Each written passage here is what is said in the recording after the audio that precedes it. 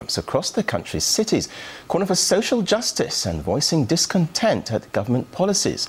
Well, a mass rally is planned for Saturday, which will be attended by both students and professionals. Well, we can now cross to Stav Shafir, one of the main protest organisers, to get more on the story. Thank you for joining us here on RT. Now, the protest movement doesn't seem as yet to have produced a clear list of demands, leading many to view the demonstrations as really following the revolutionary trend set by Egypt and Tunisia. Is that the case? We actually do have a clear list of demands. This protest is a very unique protest in that sense because it's not organized by any organization or by any political party. It's a protest that was organized by the people. When we started it, we had no idea to what size and strength it's actually going towards. But we do have a demand. The demand is what everybody has as a dream for the ideal country you want to be part of. And people talk about social justice.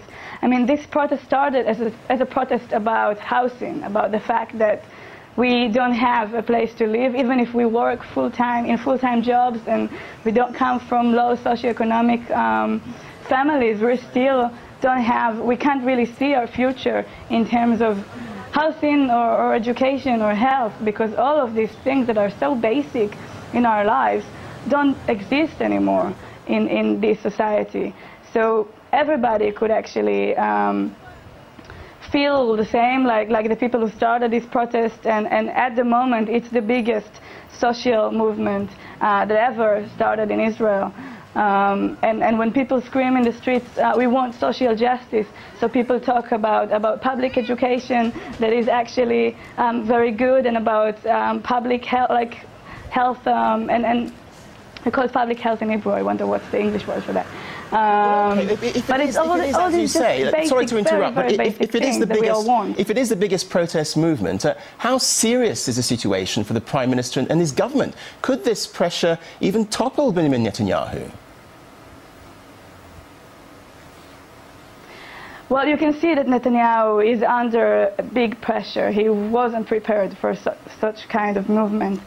At the moment, actually, our biggest fear is that Netanyahu, being so afraid of what's going to happen, will start a war somewhere. Because that's the situation in Israel. We're used to be part of this big war zone.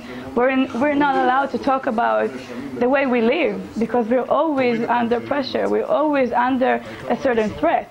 And that's what people want to change now. They want to say, okay, so there are threats, and we are in very, very big problems with the countries around us and with the Palestinians, but still there are things that we have to solve. And the situation outside of Israel is also related to what happens here between us citizens.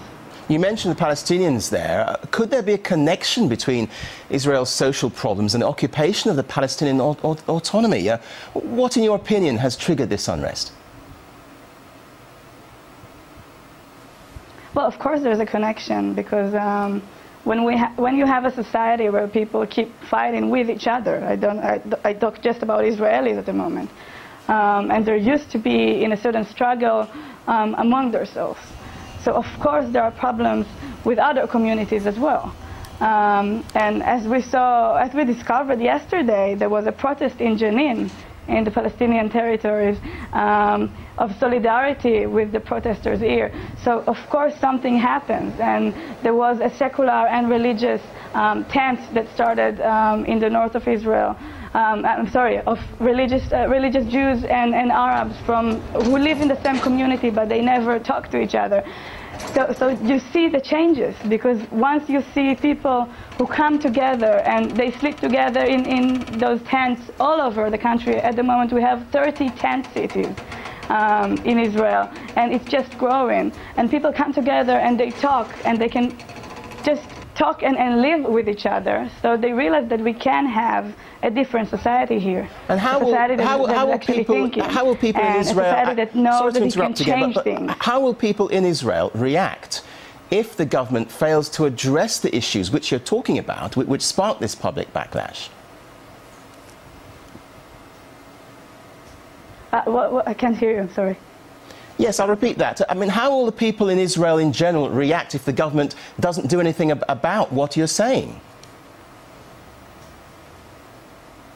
Doesn't do anything about it. I don't think there's a chance of that happens, because the demand at the moment is just too strong. You see everybody in the streets, and you see people from all kinds of sectors and ages. And today we have such a strong voice together, and it's one voice. And I think that everybody is aware of that.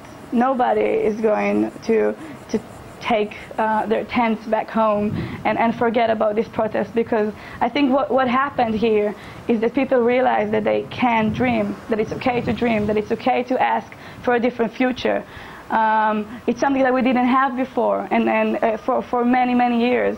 And now people are in the streets, and they're not embarrassed, and they're not ashamed to say that they have a dream, and that's what they want, and that's the place where they want to live, and they want to live happily. And we have that now, so nobody can take it back from us. OK, we'll leave it there. Stav Shafer, thank you very much indeed for joining us live from Tel Aviv. Thank you.